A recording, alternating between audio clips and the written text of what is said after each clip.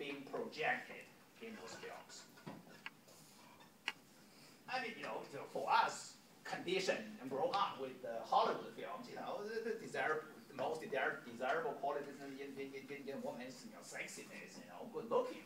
Is that also the most positive quality being presented in those films? I mean, I want you to think about those contrasts and those comparisons along those lines.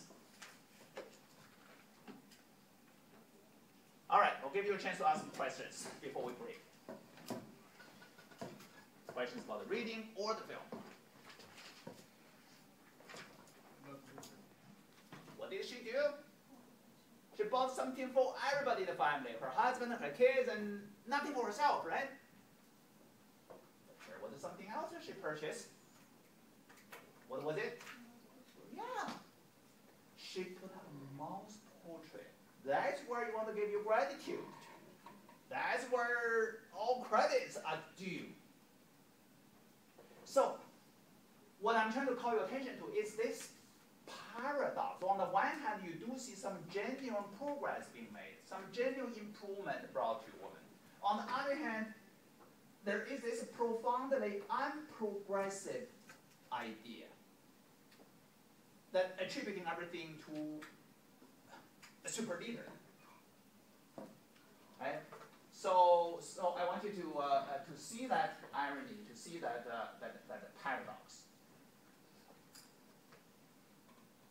And finally, in case if anybody does want to pursue this angle for your paper, I want you to think about the connection between this film and Three Mountain Women. If you think about it, I don't have good answers.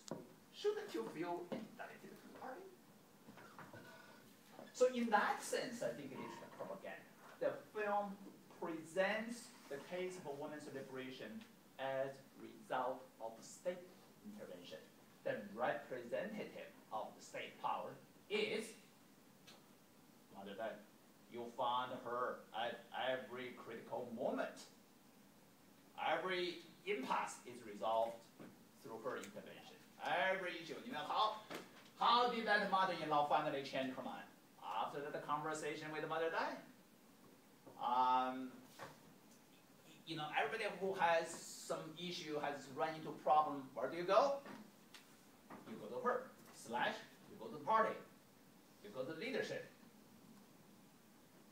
So in that sense, well, I don't know what you want to make of this, but I do want to point it out, and in case you missed it.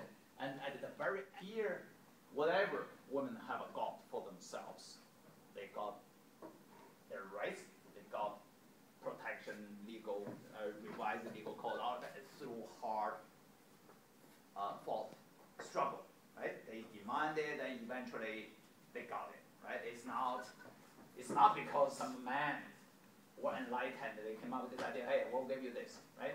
Women fought for those things themselves for all those years, from the right to vote and all of that. In other words, if you look at, we don't even call it women's liberation, we call it feminist movement. It has a grassroots basis. It starts from bottom up. Here, it is given, promoted, granted, whispered to women by the state power. Right? So, if you like what you have, all right. But anyway, you get to the point. So for her, whether to join the production team, whether to join the sewing team, but eventually she overcomes that, right? So this whole process is transformative for all three of them. Of course, they represent entire womanhood in China. What it implies is the socialist revolution brought true liberation to all women in China. Now, we can talk about this a little bit more.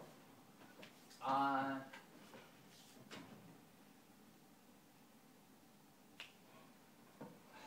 think I already have a giveaway here. It's a moot point to discuss. I asked this question on the forum. If you think about this issue, so-called women's liberation, that's the Chinese Communist term. Compare that to feminist movement in this country. What's the difference?